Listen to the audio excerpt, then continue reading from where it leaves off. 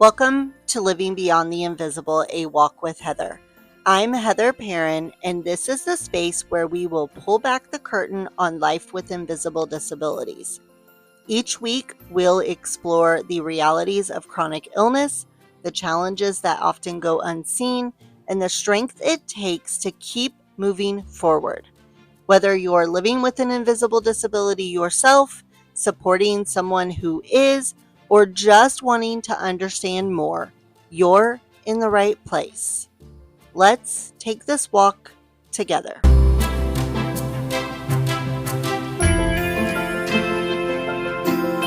Quick thought here, but just wanted to let you know my brain fog is really bad today, so just a warning, there are a lot of mess ups in this podcast, and I didn't edit them out because it is truthfully the life of living with chronic illness. But I hope you enjoy this episode.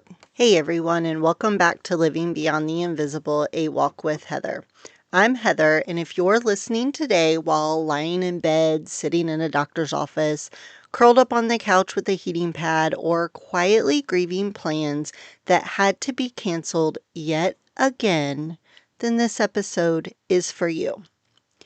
Today we're talking about something that honestly I think every person with an invisible illness or disability understands on a super personal and super deep level. And that is the heartbreak of flare-ups. And it's not just the physical symptoms, not just the pain, exhaustion, dizziness, nausea, brain fog, inflammation, or countless other things our bodies can throw at us, but it's the emotional weight that comes with them. The plans that you were excited about, the promises that you really meant to keep, the moments you waited for, that guilt, the disappointment, your own and others.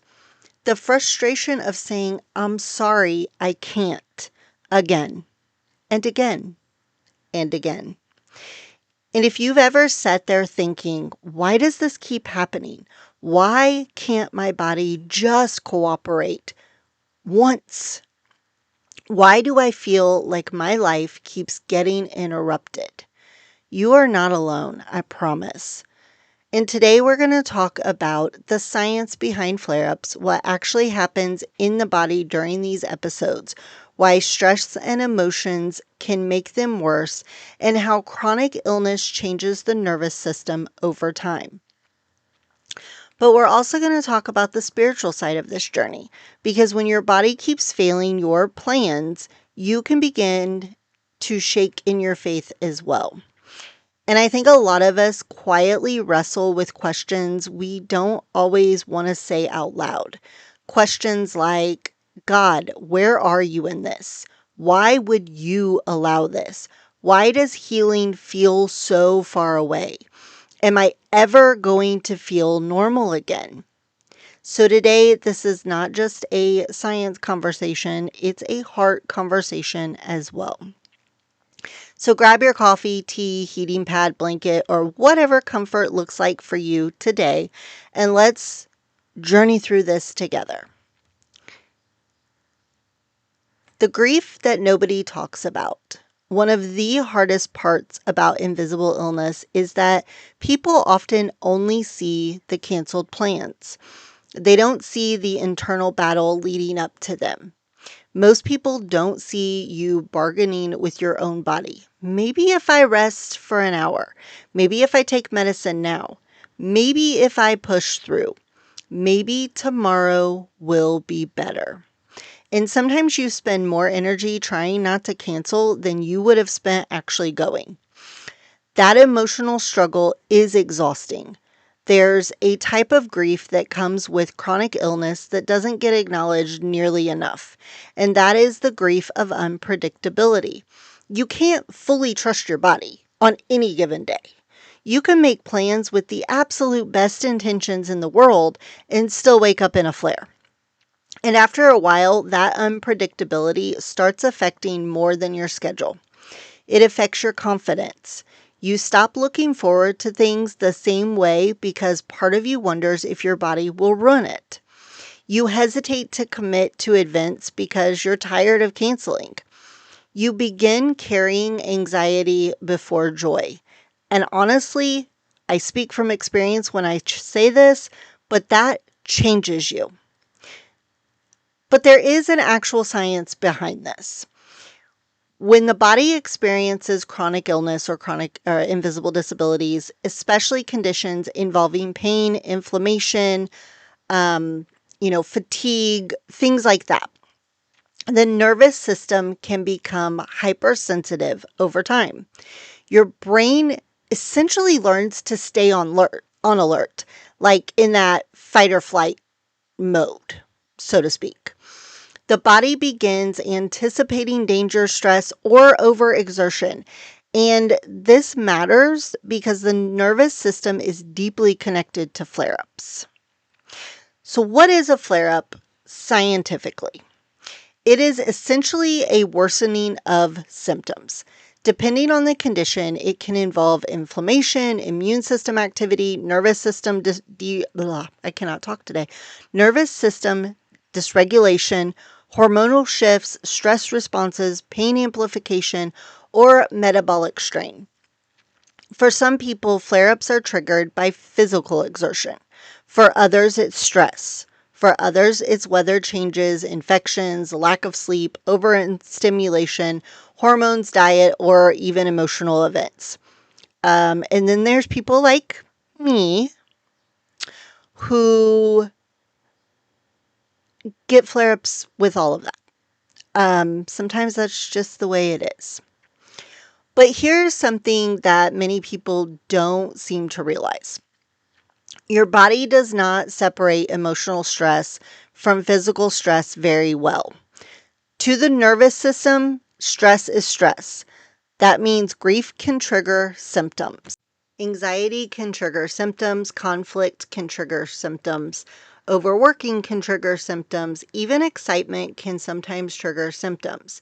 When stress hormones like cortisol and adrenaline stay elevated too long, the body can become dysregulated. Inflammation can increase. Pain sensitivity may rise. Immune responses can shift. Fatigue deepens. Sleep worsens. Brain fog intensifies. And for people already medically vulnerable, that stress load can push the body into a bad flare. This is why so many people with invisible illness crash after major life events. Not because they're weak or anything like that, but because the body is already carrying such a heavy physiological burden. And honestly, I think many people with chronic illness become experts at surviving while still appearing functional. But survival mode is expensive. Eventually, the body starts collecting the bill. I think many of us grew up hearing things like push through, don't quit, you'll feel better if you stay busy, mind over matter. And while perseverance can be valuable, chronic illness changes the equation because sometimes pushing through today steals from tomorrow. That's something healthy people don't always understand. For many people with invisible disabilities, energy is not unlimited. There's a concept often talked about in chronic illness communities called spoon theory. We've talked about it before. The idea is that every task costs energy units, or spoons. Getting dressed costs spoons, driving costs spoons, socializing costs spoons, cooking, stress, making this podcast, it all costs spoons. And unlike healthy people, those spoons don't always replenish normally. So when we push through, we're often borrowing energy the body doesn't actually have available. And eventually the nervous system pushes back. That crash afterward, yeah, that's not laziness or weakness. That's just our bodies trying to recover from energy use overload. And one of the hardest lessons people with chronic illness or invisible disabilities learn is this, that rest is not failure, but it is medically necessary. Emotionally, though, that can still feel very devastating, especially when you had plans, especially when you were excited. especially when you already canceled last time or when you're tired of disappointing people. I don't think people realize how emotionally painful it is to constantly miss out on your own life. Sometimes the hardest part isn't even the symptoms themselves. It's watching life continue without you. It's seeing photos later, hearing about the stories, saying maybe next time over and over. Then eventually, some people stop inviting you altogether. It's not always done out of malice. Sometimes they just assume you can't come, so they don't invite you. And to be honest, that hurts a lot. Invisible illness and disability can become incredibly isolating, not only physically, but obviously emotionally as well. Because people often, goodness, I cannot talk today.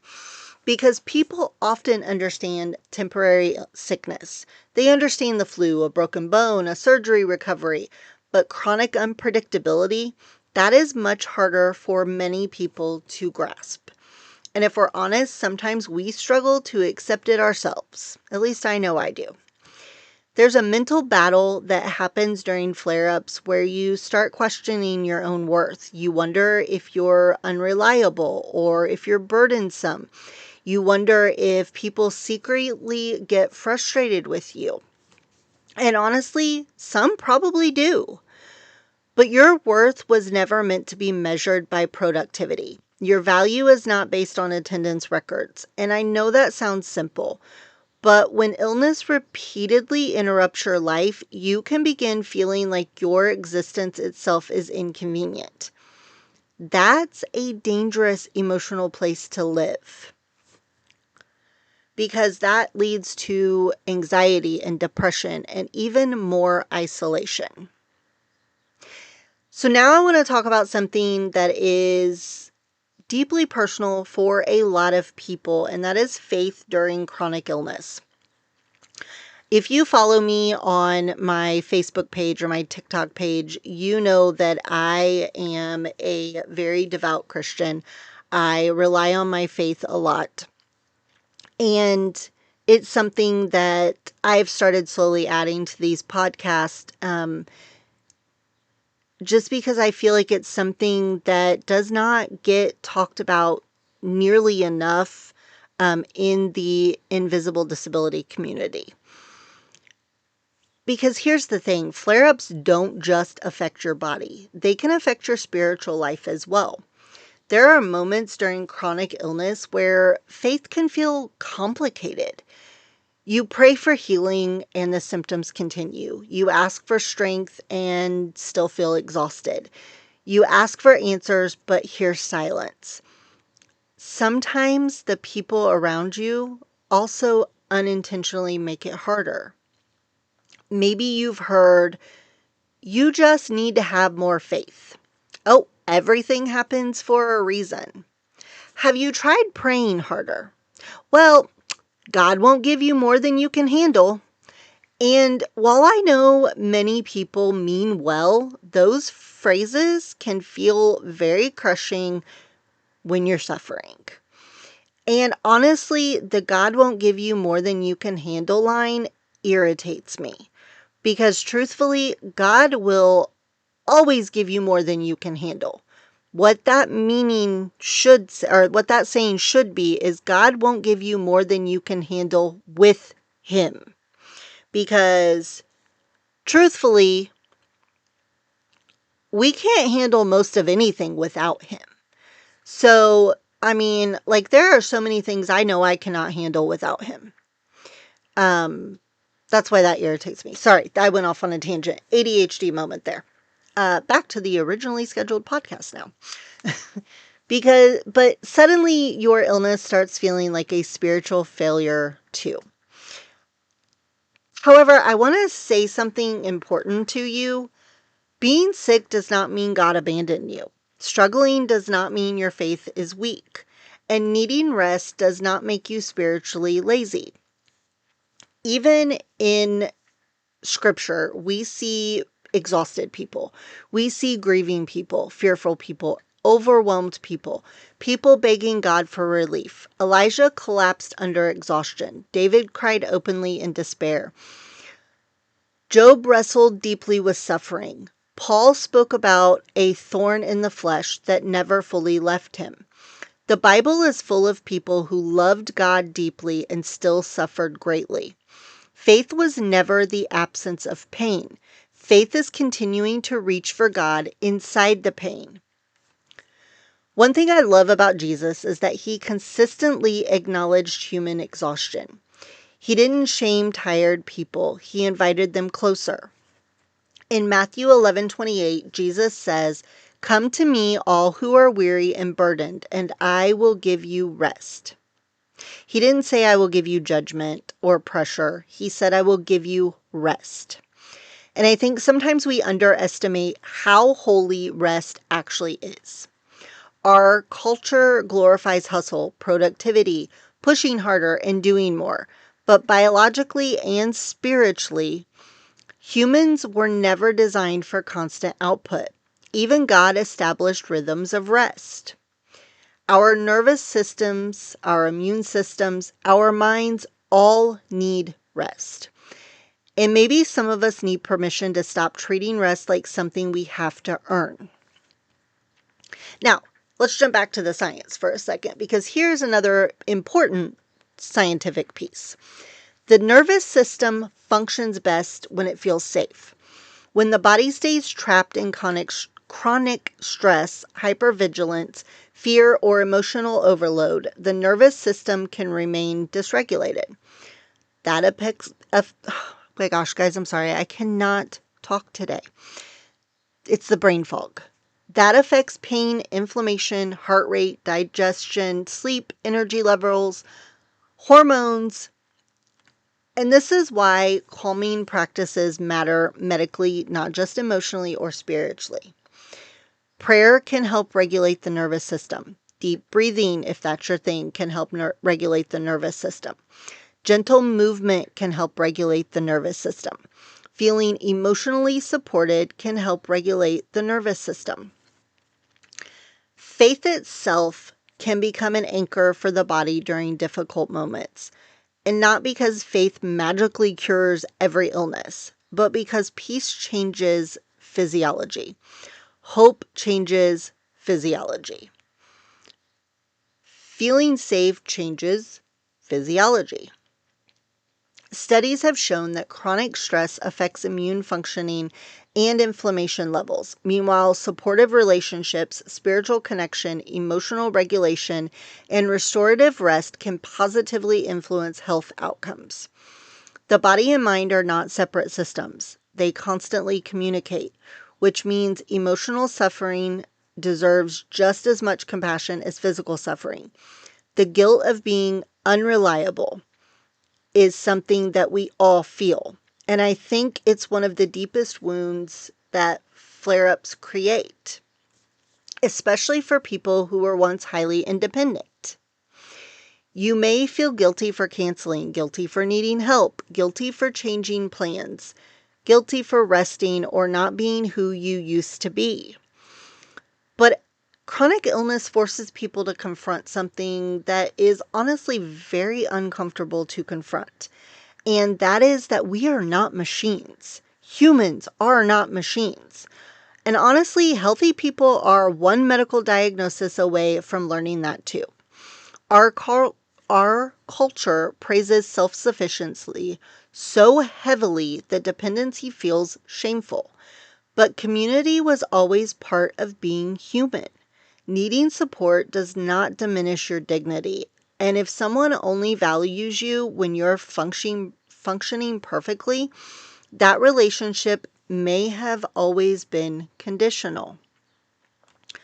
Real love makes room for limitation. And here's the thing, we mourn. We mourn the version of us that existed before. And that part is very difficult.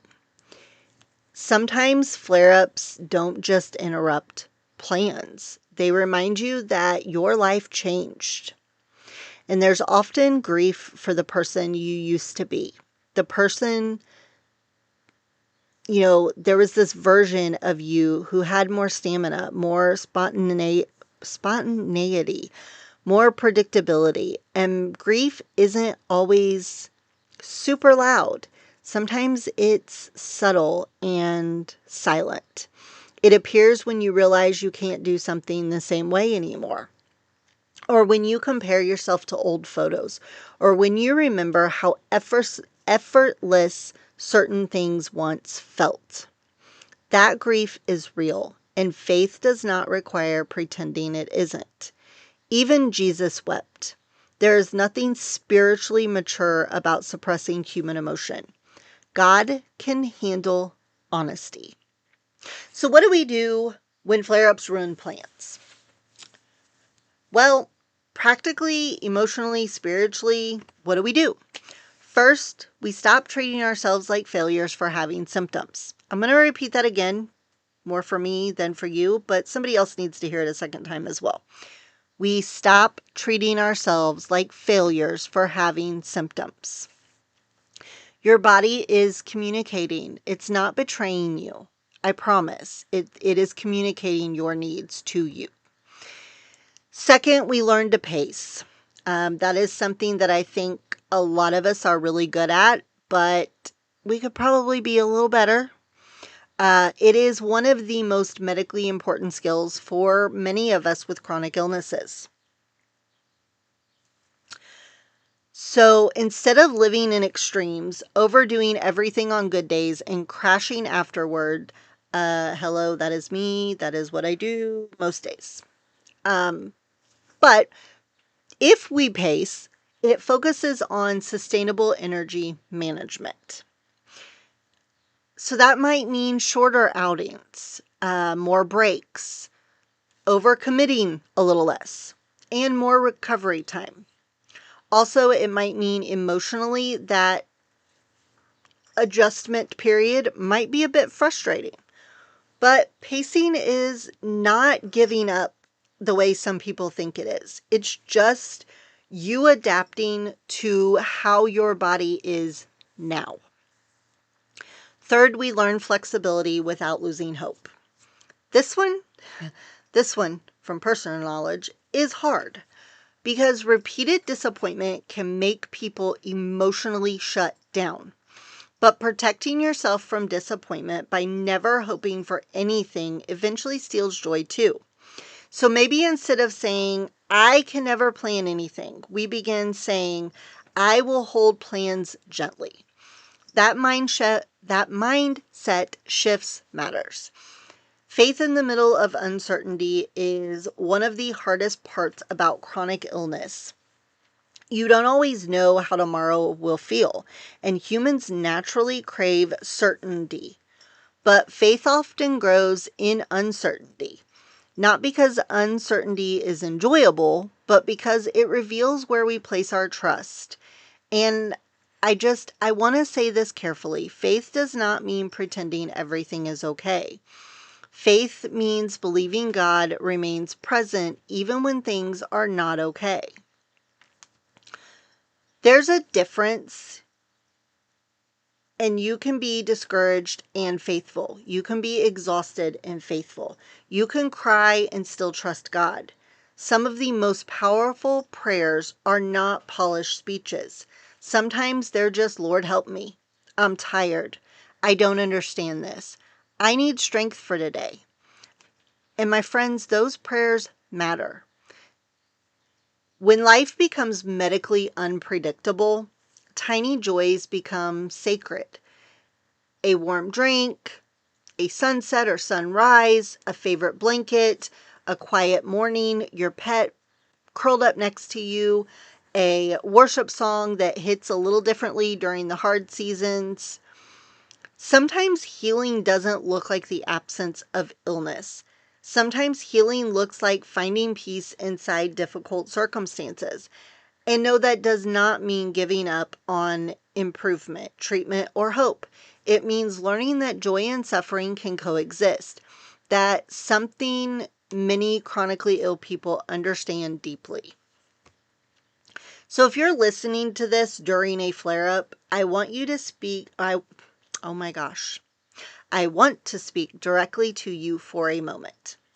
Remember, you are not lazy, you're not dramatic or weak, and you are not failing at life because your body needs rest. Your limitations do not erase your value. And even if your plans changed again, your life still has meaning.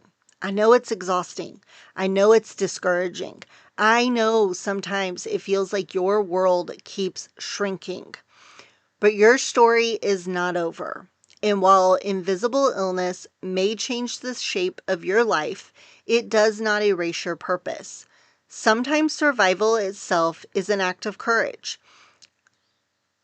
So before we close today, I want to leave you with this. Flare-ups may interrupt your plans, but they cannot cancel your worth. They cannot cancel your identity. They cannot cancel your humanity. And they cannot separate you from the love of God. Some seasons are about building, some are about healing, and some are simply about enduring. And enduring quietly through pain takes tremendous strength. So if today all you did was survive, that matters. If all you managed to do was rest, well, that matters too. And if your plans fell apart again this week, you're still worthy of compassion, dignity, hope, and love. Always.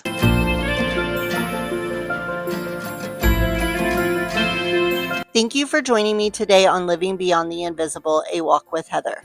If this episode resonated with you, remember, you're not alone on this journey. You can connect with me on Facebook and TikTok, where I share more encouragement, advocacy, and behind-the-scenes glimpses of life with invisible disabilities. And if you'd like to support the podcast and gain access to exclusive content, you can also join me on Patreon. All of those links are in the show notes. Until next time, take gentle care of yourself, and I'll see you next week.